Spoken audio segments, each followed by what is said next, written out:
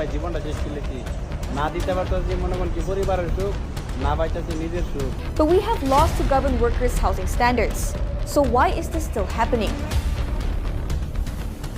কিন্তু প্রশ্ন উঠে আসে, প্রবাস জীবন এত কষ্ট জানা সত্ত্বেও মানুষ প্রবাস জীবনকে গ্রহণই বা করে কেন? কেনই বা প্রবাস থেকে পাঠানো টাকা গায়েব হয়ে যায়? প্রবাস জীবনের বাস্তবতা কি? কিভাবেই বা কাটে দিন রাত্রি?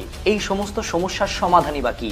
যাদেরকে আমরা বলি রেমিটেন্স যোদ্ধা, আজ তাদেরকে ঘিরেই আমাদের কেস স্টাডি ভিডিও হুন্ডি। প্যাকেজটা যখন বুঝতেছে স্যার, প্যাকেজের মাঝখান দিয়ে টোটাল কেটে দুটো লাগে কোথায়?